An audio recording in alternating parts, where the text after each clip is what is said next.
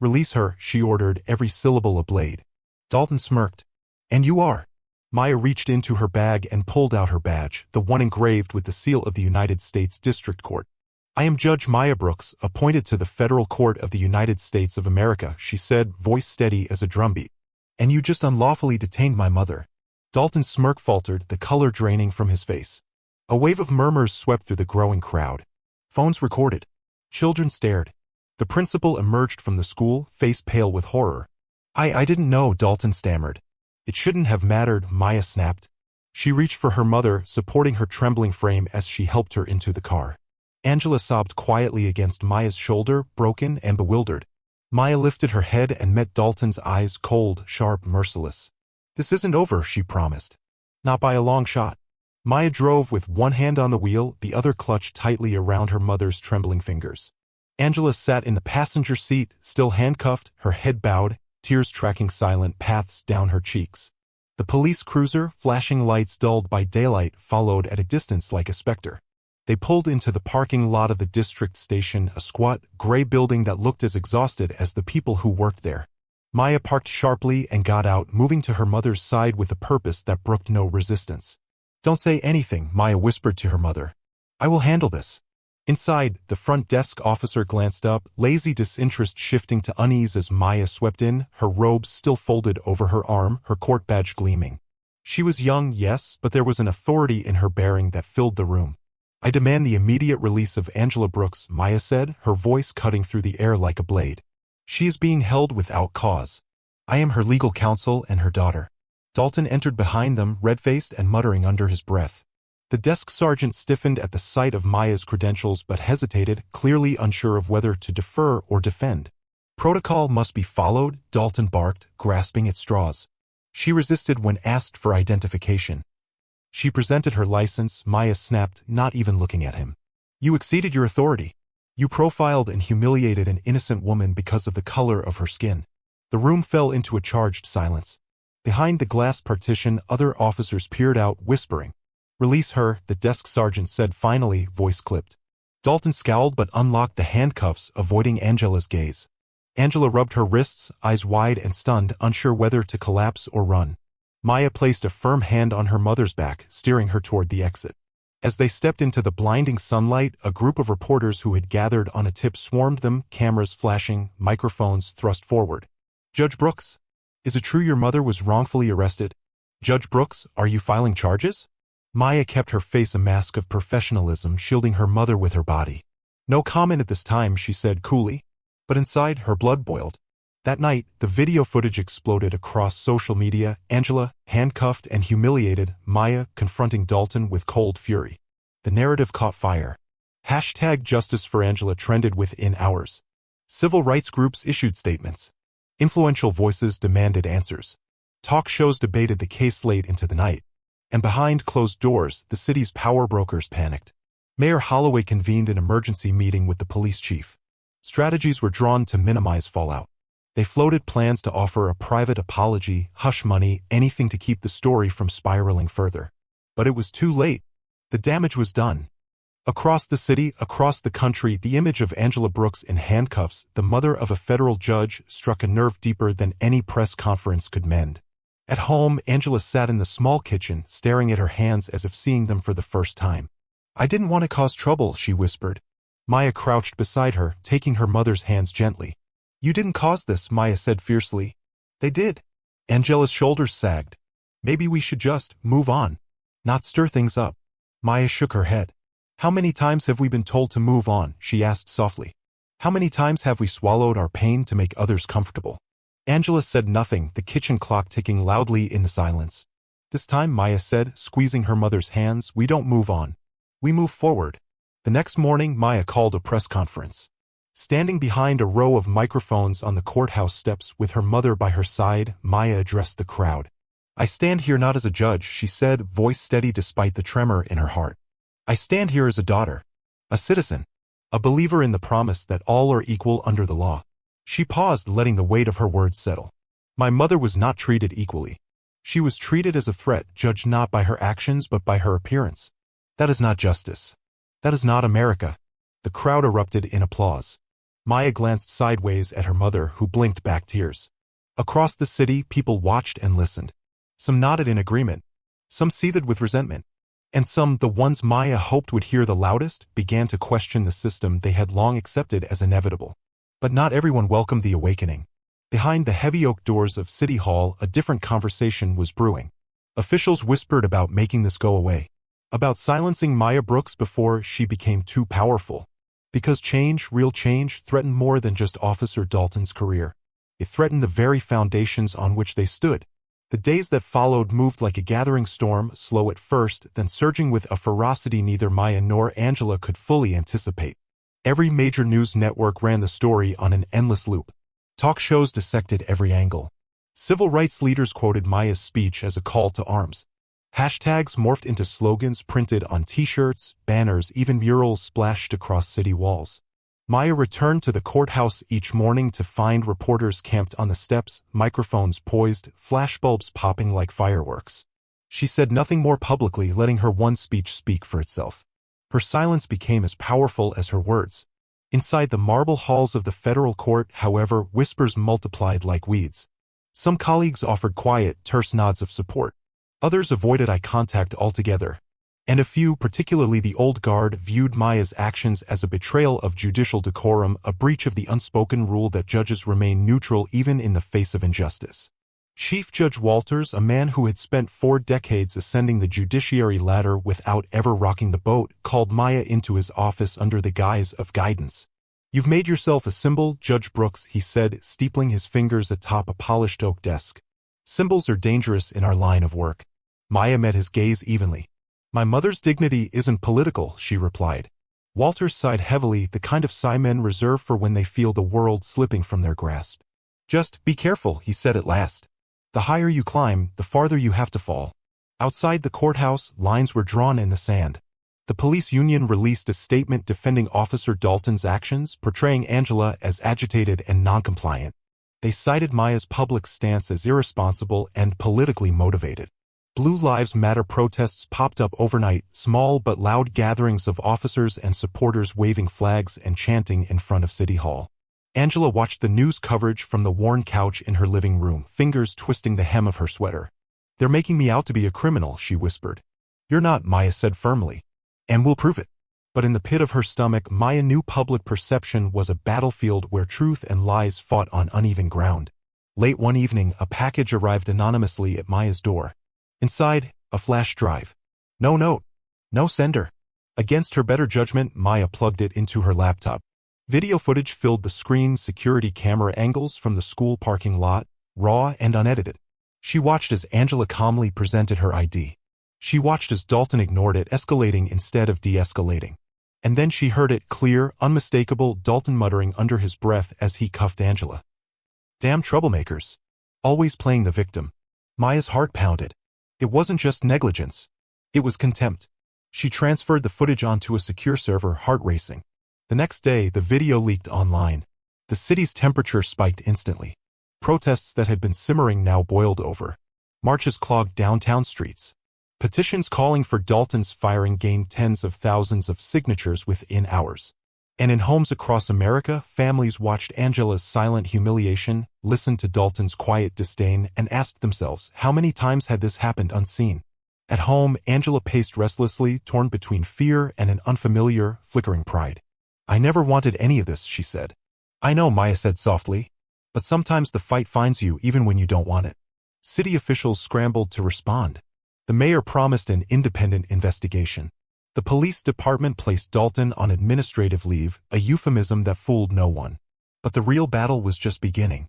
Maya's inbox flooded with invitations, town halls, panels, interviews. She declined them all. She wasn't chasing fame. She was chasing justice.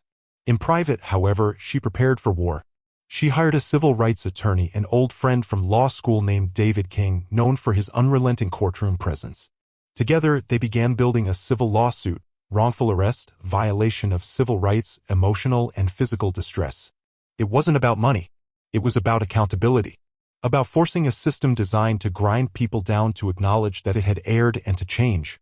Angela struggled with the decision. "What if they ruin you, Maya?" she asked one night, voice raw with worry. Maya took her mother's hands gently. They can try, she said. But they won't. Outside, Redmond's comfortable facade was cracking, and Maya Brooks intended to drive a wedge straight through its rotten core. But even as they prepared for battle, forces they couldn't yet see stirred in the shadows, whisper campaigns, backroom deals, secret plots to smear Angela and silence Maya before the courtroom doors ever opened. Because those who benefited from the old world wouldn't surrender it without a fight. And Maya Brooks had just declared war. The courthouse steps had never been so crowded. Protesters pressed up against metal barricades, waving signs that screamed for justice. Opposite them, a smaller but no less passionate group shouted back, their slogans thinly veiled attacks. Inside the courthouse, the air hung thick with expectation. Angela sat at the plaintiff's table, her hands folded tightly in her lap, her eyes darting nervously around the room. Maya sat beside her, a steadying force, her expression unreadable, her mind a flurry of legal strategy and tightly controlled emotion. At the defense table, Officer Dalton sat stiffly, flanked by a team of expensive lawyers who exuded smug confidence. Their defense was clear: portray Angela as unstable, Maya as opportunistic, and themselves as protectors of order.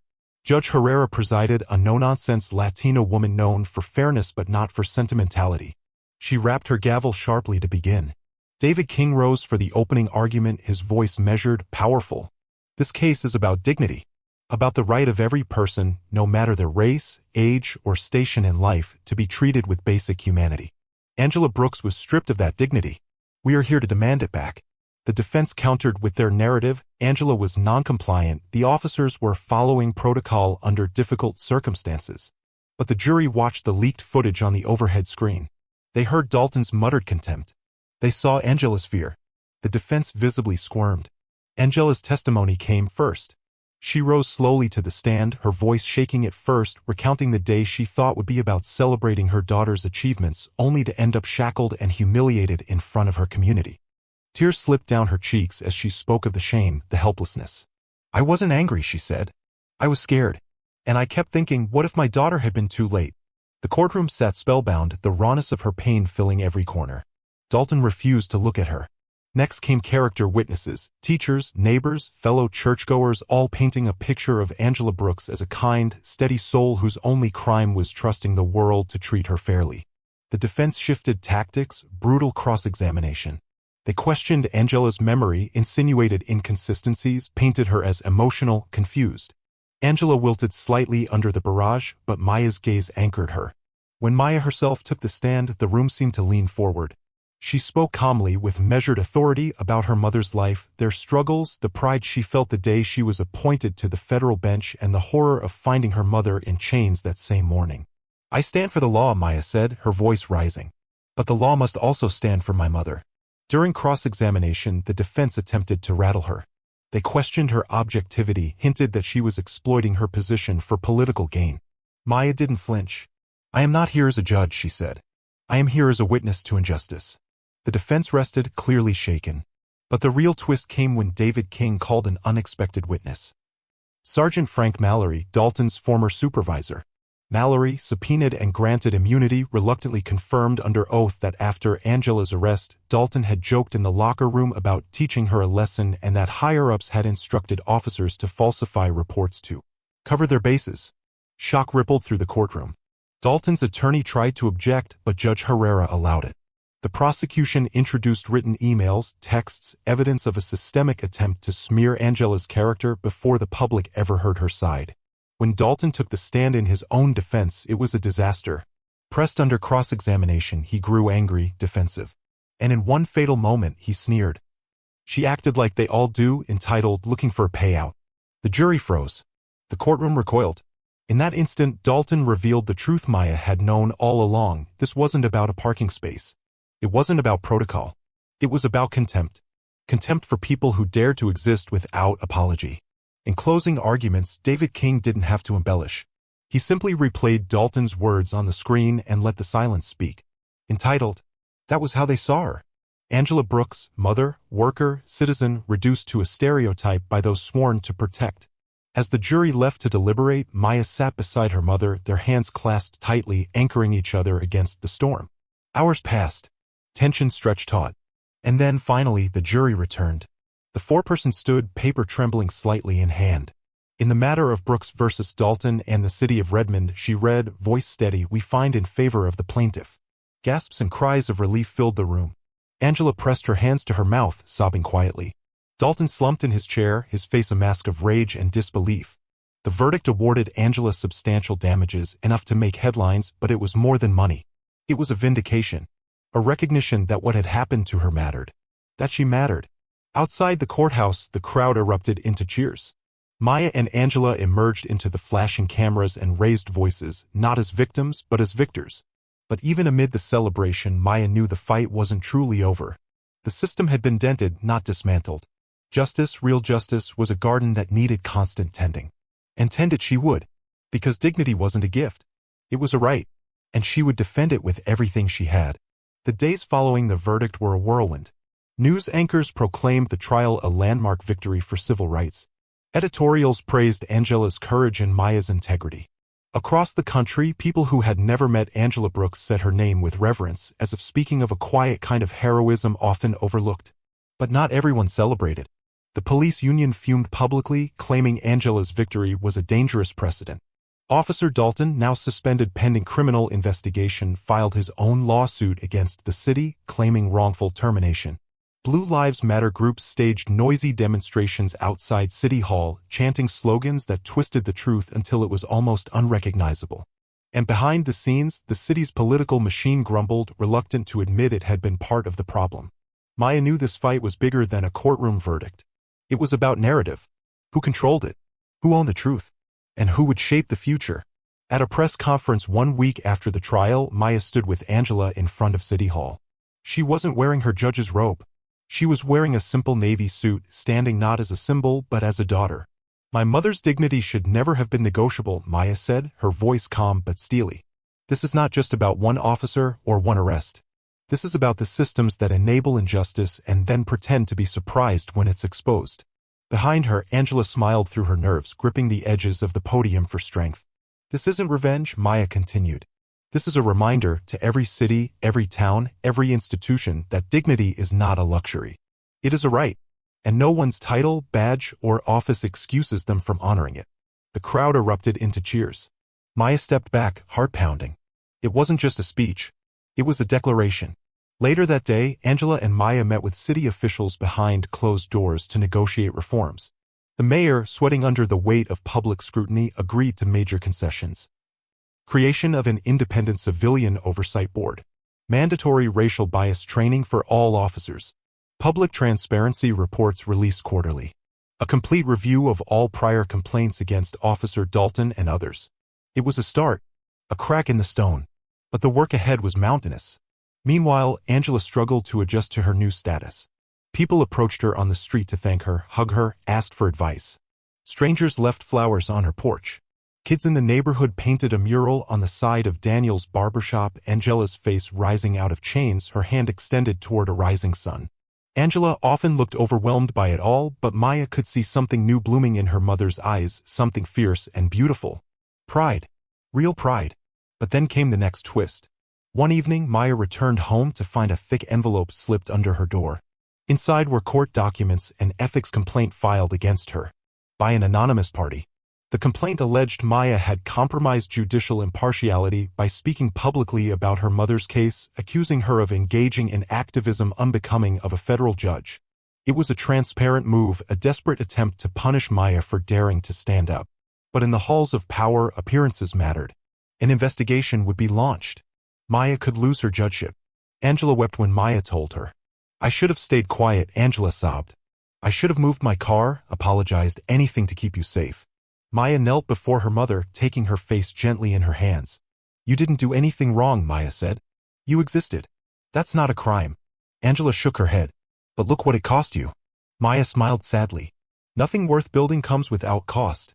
The investigation dragged on for months, an endless parade of depositions, interviews, political maneuvering. Old enemies of Maya's career surfaced, eager to twist the knife. But Maya stood firm. She didn't apologize for defending her mother. She didn't flinch. And in the end, it was the people who saved her. Community leaders, civil rights organizations, veterans groups, and ordinary citizens flooded the Judicial Review Board with letters of support.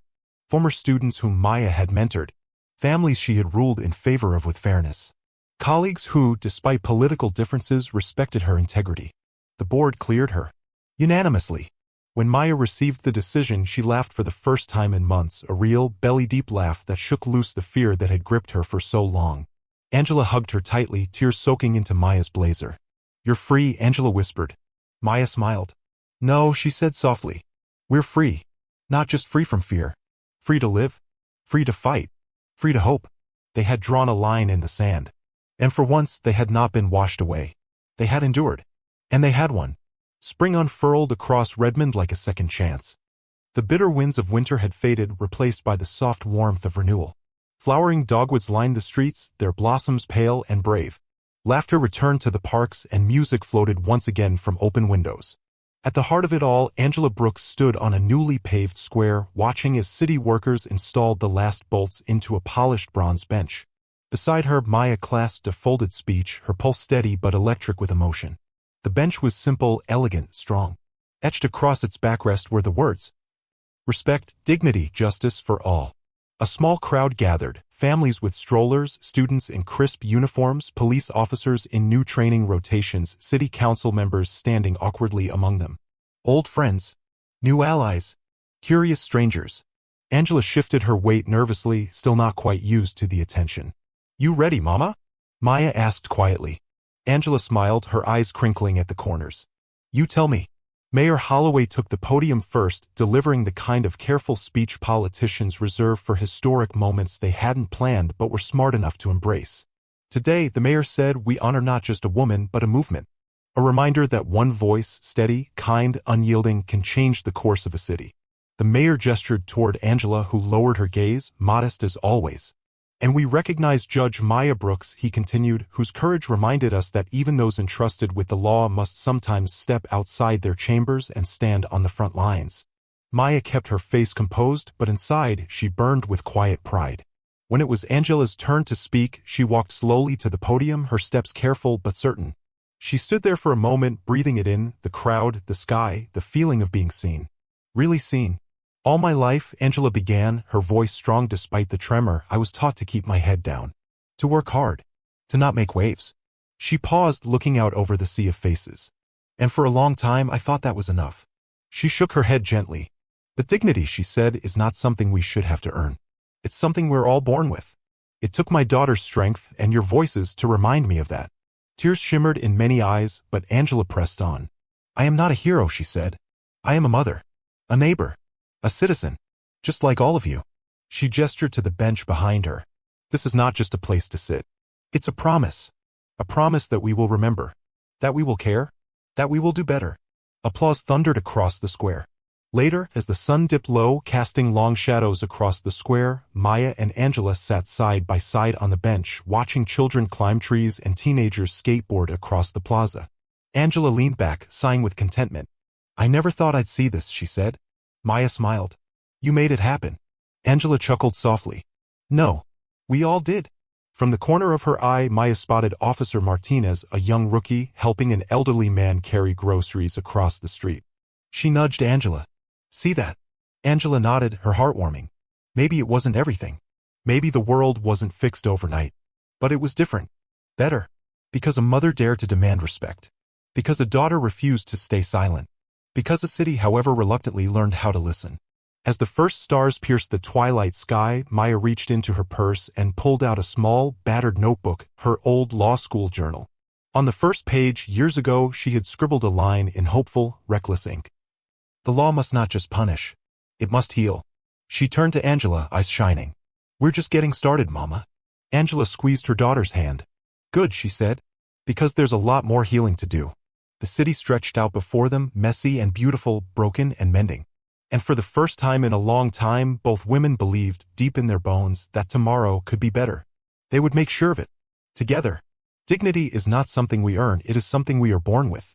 Angela and Maya's story reminds us that standing up for justice, even quietly, can create ripples of change far beyond ourselves.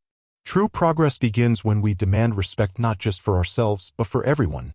If this story moved you, don't let it stop here. Please like, share, and subscribe to help amplify voices that inspire dignity, justice, and hope. Together, we can create a world where everyone is seen, heard, and respected.